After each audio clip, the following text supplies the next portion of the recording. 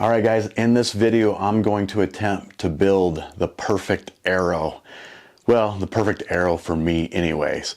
We're going to be building my arrow setup for this year, this season, for my hunting season, and I'm going to go through every aspect of building this arrow, down to weight of the arrow, to the length of the arrow, to fletchings, 3 or 4 wraps, no wraps, to FOC weighted inserts, to every aspect of building this arrow. I'm going to tell you why I do it and what it means for me.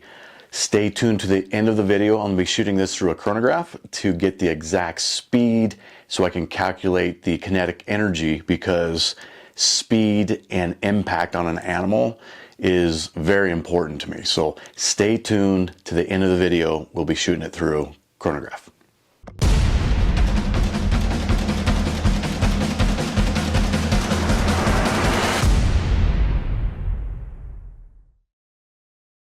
I never used to fletch my arrows. I just started like a couple years ago, but I think the main reason is I was just nervous to get started and build my own arrows, because I didn't want to screw it up. I didn't want to do something wrong or make big mistakes on building arrows. So I always left it to the bow shop guys, let those guys build what they thought I should use or what they thought was good at the time. But I slowly got started just to like fix a fletching here and there, and just slowly start picking up some pieces to do my own arrows, and now I'm doing every aspect of it. And some things you guys might need to pick up to do your own arrows. I've got you need a fletching tool, so I've got the Betzenberg little fletching tool right here. So that would be something to help fletch. I wanted to cut my own arrows, so I got an arrow cutter. Some other things you'll need is little things like glue, nocks, fletches, wraps if you want to do that. But it's not that hard, guys, to get started building your own arrows. All right, guys, let's talk about what arrow shaft I'm going to be using. This year, I'm going to be using the Victory VAP, the Victory VAP. That is the 1.166. It's got a 250 spine. What that means, it's a very stiff spine. I'm shooting an 80-pound bow, so I need a very stiff spine. This is the Elite.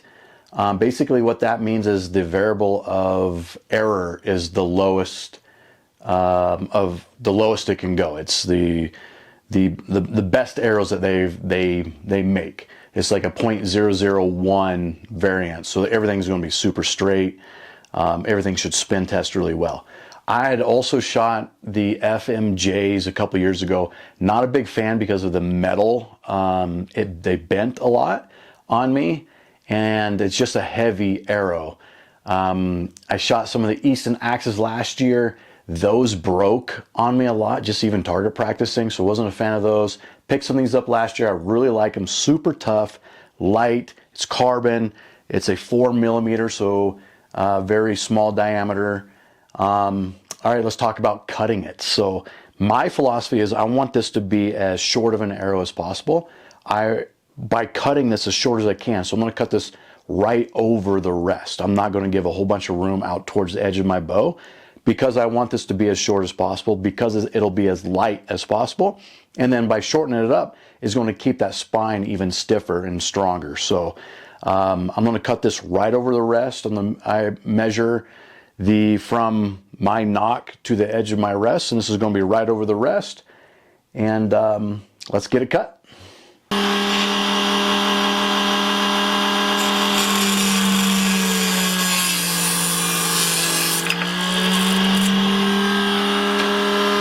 All right, the next thing I'm going to be doing on this arrow is I'm going to be putting on a 75 grain insert or outsert. To be honest with you, I don't really know. It's a Victory Archery 75 grain, and I don't know what to call it because it goes in the arrow, but it's also on the outside of the arrow. So I'm going to call it an insert outsert for a better description. But the goal here is we're putting weight at the end of the arrow. It's called FOC, or weight at the front of the center of the arrow. So 75 grains, and then I put on a 100 grain broadhead or practice tip, and this gives me 175 grains in front of the arrow, and that calculates to about 13% FOC. And really what that means is where the balancing point is of your arrow, because I've weighted the front of it it is now moved up about 13% more towards the front of that arrow. So that weight, now that balance point is a little bit further towards the front of the arrow. What this does in a hunting circumstance or hunting situations is, well, first off, it gives the arrow much better flight with that weight being in front of the arrow, and it's like the weight's pulling that arrow through the air. So the flight is much better and the penetration is much better. You're also getting a lot more kinetic energy when this arrow is hitting that animal. A lot more kinetic energy, the penetration is much better, and I want a double pass through. I want it to go all the way through. I want the 2 exit wounds, or an entrance wound and an exit wound. I want a lot of bleeding to happen, right? So I don't want the arrow to stick in and not go all the way through. I want this arrow to go completely past through the animal.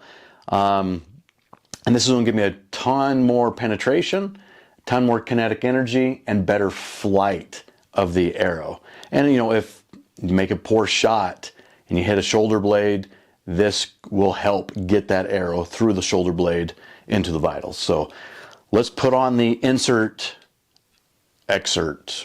the inside-outside weighted front of the arrow. All right, next up is wraps and vanes. To wrap or not to wrap your arrow. I know I'm adding a little bit of weight on the back end of the arrow by adding a wrap, but I'm okay with that because for me, I want to be able to see the arrow better in flight. I've had a couple instances where I've made a shot on an animal and lost the sight of the arrow, wasn't sure 100% where that arrow hit or if that arrow hit at all. So I want to make sure I see the entire flight of the arrow and see the arrow impact the animal. So I put on, and I use white. For right now, I'm liking white because I see it the best.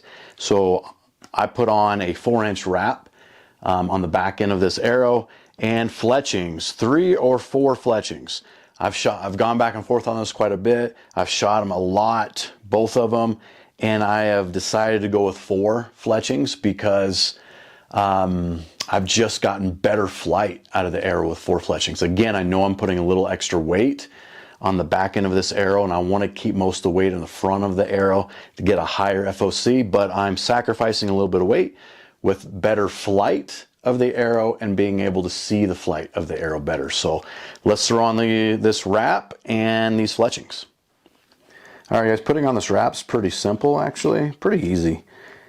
You're just gonna just peel off the wrap, place this down here on the counter, get my fat fingers off of it, and then you're just gonna place the back of the arrow right here at the nock. Just line that up with the edge of that wrap, place it down, and then roll. Roll and seal. Make sure that wrap's sealed on nicely to that arrow. And roll that on up. And boom, there's the wrap. All right, guys, now it's time for fletches. So using this little fletching tool, you're just going to put a fletching right here in this tool. You want to make sure you put it in the same spot each time so that it goes onto your arrow in the same spot.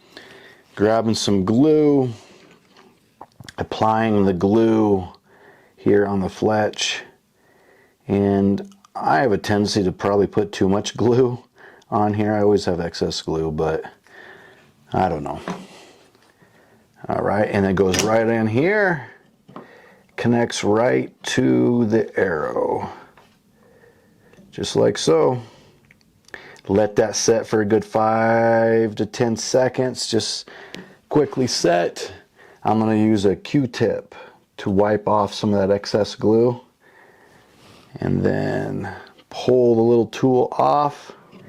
Just double check to make sure that fletch is set exactly where you want it. Everything's down and glued on. And I use a extreme left helical on my fletchings. That just means the fletching is going to kind of like, it's offset to the left. It's kind of like a rifle where you want barreling, where you want that bullet to spin. So you want your arrow to spin. So my bare shaft arrow comes off spinning to the left, and I want this arrow to be spinning, which makes it more accurate. So I'm going to put a left helical on these fletchings to get that arrow to spin.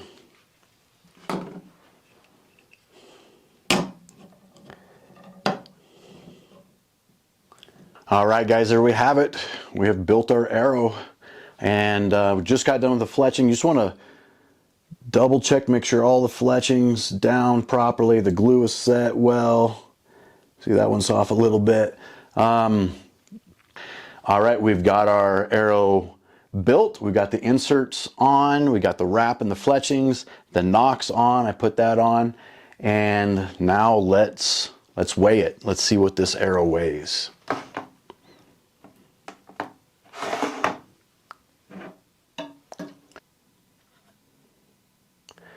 Looks to be about 475 grains is what we're doing. All right, we got this chronograph set up here in my garage. Don't mind the mess. It's a garage, it gets messy. But basically, all I have to do is shoot this arrow through those little poles, and it's going to tell us how fast this arrow flies.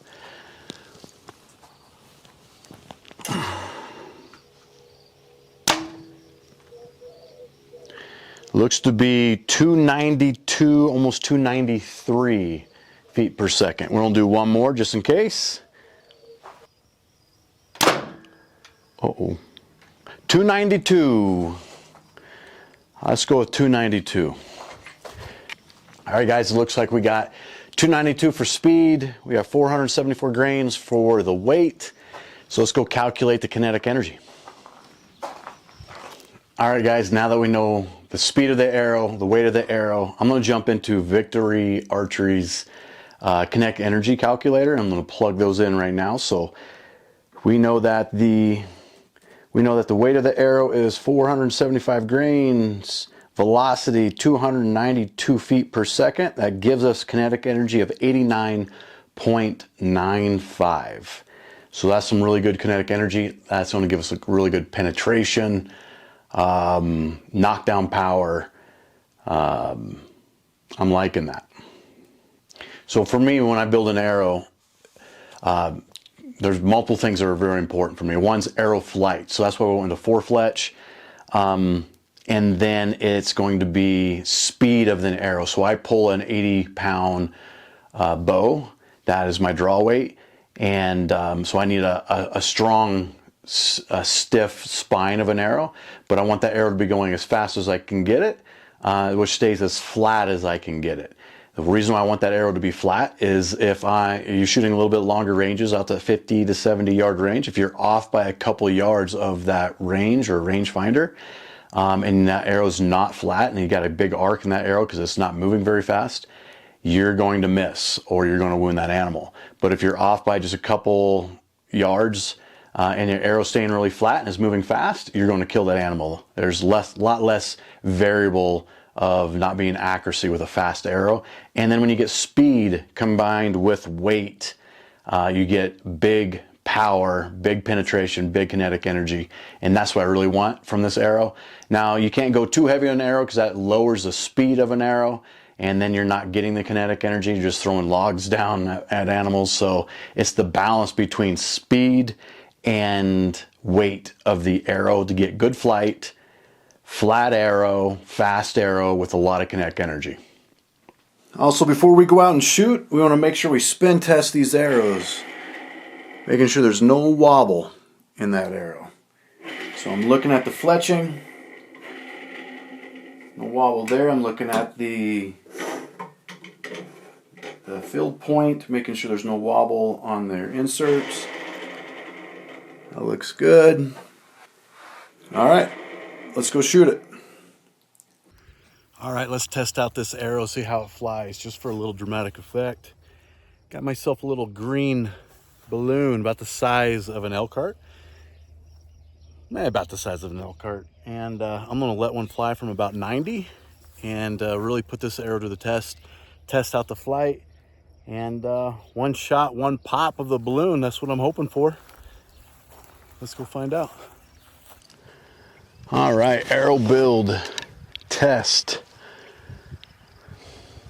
One shot, one balloon, 90 yards. Let's see how this guy flies.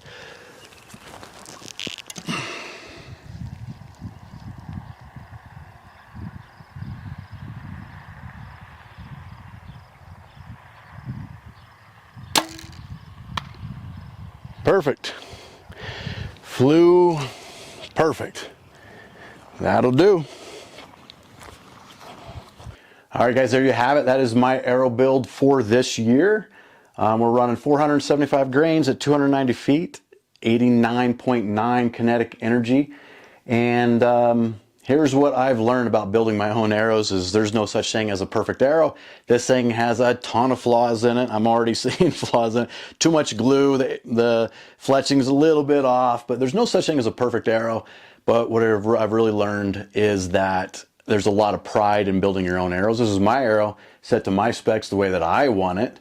Whether or not you think that's right or wrong, this is the way that I want the arrow. And if I'm to harvest an animal with this arrow that I built myself, there's a lot of pride that comes into that. So thanks for watching, guys. Hope you appreciate this and hope you took something away from the perfect arrow build.